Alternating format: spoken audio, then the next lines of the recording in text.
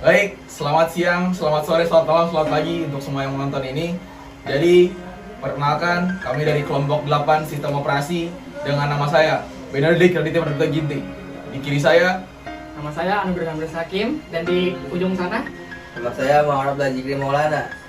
baik. Jadi kami di sini akan membuat suatu video penjelasan materi UTS Sistem Operasi untuk memenuhi tugas UTS teori dari mata kuliah Sistem Operasi. Mari disimak. ya. Ya, Ya. Di sini saya akan membacakan pengertian dari sinkronisasi. Sinkronisasi adalah proses penyelesaian data atau proses di beberapa perangkat agar terjadi kesesuaian dan konsistensi. Hal ini dilakukan untuk memastikan bahwa semua perangkat memiliki informasi yang sama pada waktu yang sama. Dan untuk tahapan sinkronisasi ini ada 4. Yang pertama, inisialisasi. Tahap ini menentukan perangkat mana yang akan bertindak sebagai master dan perangkat mana yang akan menjadi slave. Yang kedua, pertukaran data. Perangkat master mengirimkan data ke perangkat slave. Yang ketiga, perbarui. Perangkat slave memperbarui data agar sesuai dengan data dari perangkat master. Dan yang terakhir, yang keempat, verifikasi. Perangkat master memverifikasi bahwa data di semua perangkat sama. Dan untuk cara kerja sinkronisasi ini, yang pertama ada metode push. Metode push ini adalah perangkat master secara aktif mengirimkan data ke perangkat slave. Dan yang kedua ada metode full, yang mana metode ini adalah perangkat slave secara aktif meminta data dari perangkat master. Dan yang terakhir adalah metode hybrid. Dan metode ini adalah kombinasi dari metode push dan metode pull. Oke, sekarang kita masuk ke pengertian deadlock. Deadlock adalah situasi di mana dua atau lebih proses menunggu satu sama lain untuk menyelesaikan tugasnya. Hal ini terjadi ketika dua proses saling bergantung pada sumber daya yang sama dan tidak ada proses yang dapat menyelesaikan tugas tanpa sumber daya tersebut. Untuk tahapan deadlock ini ada 4. Yang pertama ada mutual exclusion, yang artinya setiap proses memegang sumber daya yang dibutuhkan oleh proses lain. Dan yang kedua ada hot and wait, yang dimana setiap proses menunggu sumber daya yang dipegang oleh proses lain. Dan yang ketiga ada non preemption, tidak ada proses yang dapat dipaksa untuk melepaskan sumber daya yang dipegangnya. Dan yang terakhir ada circular wait, yang mana terbentuk siklus tunggu di mana setiap proses menunggu berikutnya untuk menyelesaikan tugasnya. Dan untuk cara kerja deadlock ini adalah deadlock dapat terbagi atau terjadi dalam berbagai situasi, seperti dua proses mengakses file yang sama pada saat yang sama.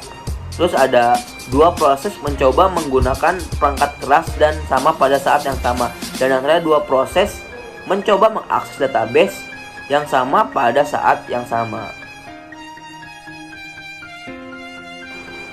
Oke, sekarang kita masuk ke alokasi memori. Alokasi memori adalah proses mengalokasikan ruang memori untuk program dan data. Sistem operasi bertanggung jawab untuk mengelola dan mengalokasikan ke proses yang membutuhkan. Untuk tahapan alokasi memori ini ada 5. Yang pertama ada permintaan memori. Permintaan memori ini ketika program membutuhkan memori, program tersebut meminta memori dari sistem operasi. Dan yang kedua ada pencarian memori. Pencarian memori ini adalah sistem operasi mencari blok memori yang tersedia yang cukup besar untuk memenuhi permintaan si program. Dan yang ketiga ada alokasi memori. Alokasi memori adalah jika sistem operasi menemukan blok memori yang tersedia, sistem operasi akan mengalokasikan blok tersebut ke program. Dan yang keempat ada penggunaan memori. Program dapat menggunakan memori yang dialokasikan untuk menyimpan data dan instruksi. Dan yang kelima, yang terakhir adalah pelepasan memori. Pelepasan memori ini adalah ketika program selesai menggunakan memori, program tersebut harus melepaskan memori tersebut kembali ke sistem operasi. Dan untuk cara kerja alokasi memori adalah sistem operasi menggunakan berbagai algoritma untuk menghaluskan memori. Seperti yang pertama ada first hit. First hit ini adalah sistem operasi mencari blok memori yang tersedia pertama yang cukup besar untuk memenuhi permintaan si program. Dan yang kedua ada disperse.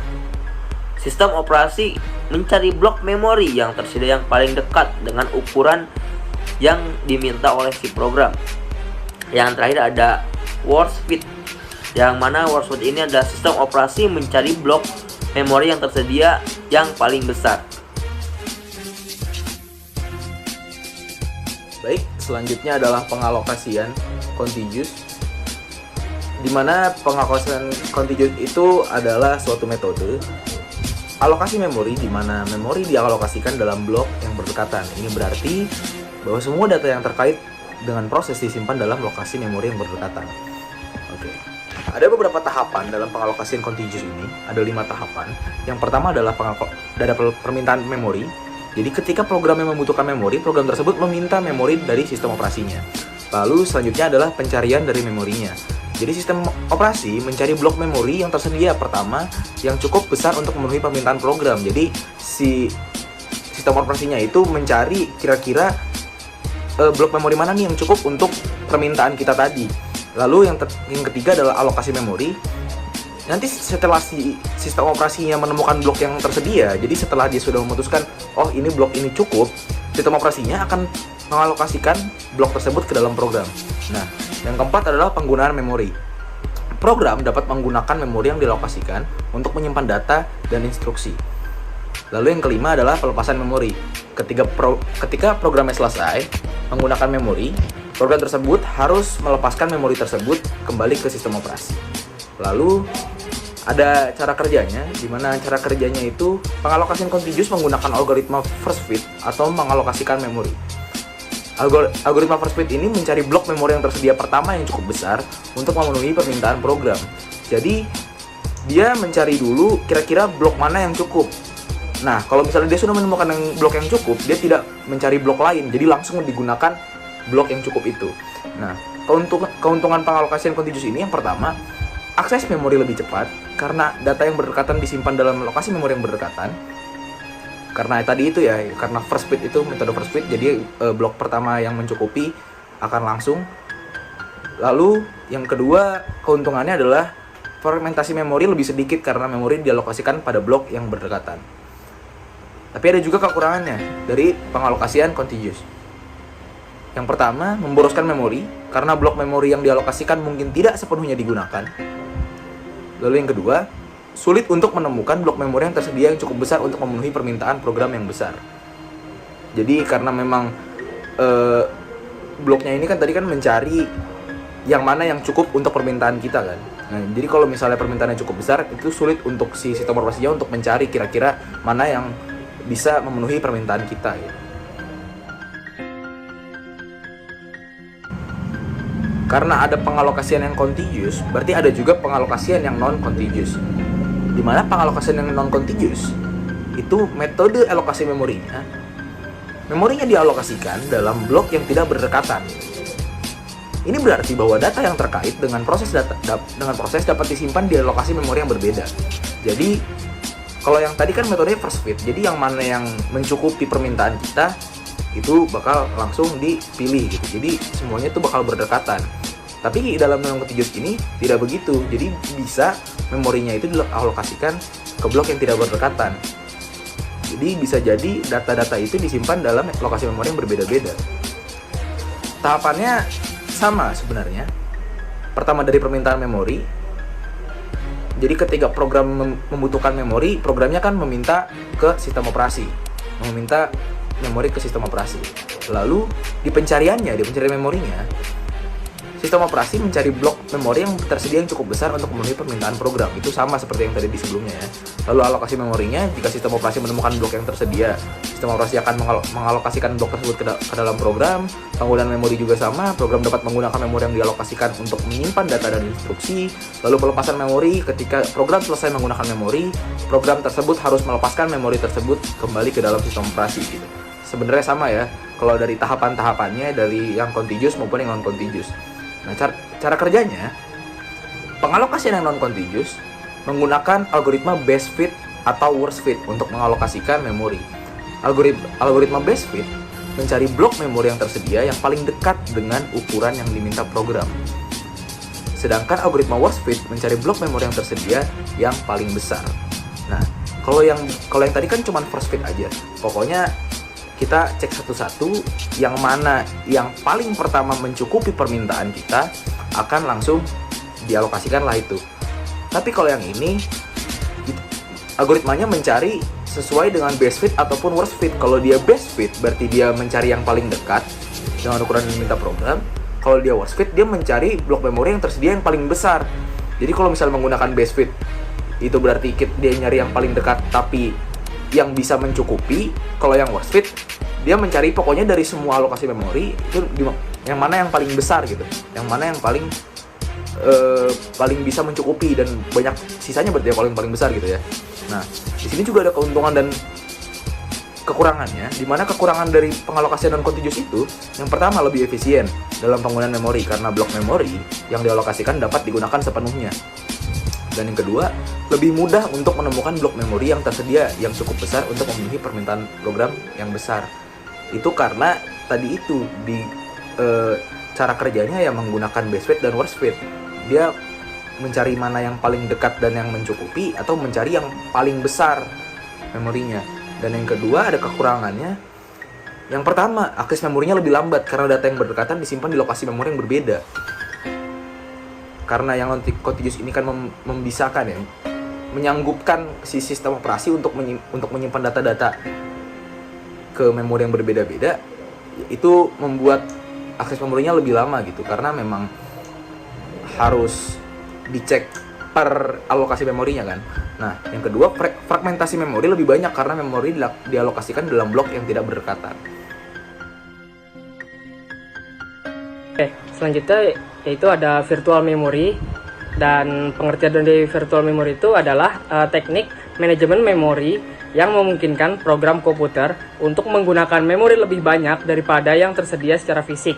Nah, teknik ini menciptakan ilusi memori yang lebih besar dan fleksibel sehingga memungkinkan beberapa program untuk berjalan secara bersamaan dan meningkatkan kinerja sistem. Nah, untuk tahapannya sendiri yaitu yang pertama ada alokasi virtual memory. Nah, ketika program dimulai, sistem operasi mengalokasikan ruang virtual memory untuk program tersebut. Ruang ini tidak harus bersebelahan di memori fisik, tetapi dapat tersebar di berbagai lokasi.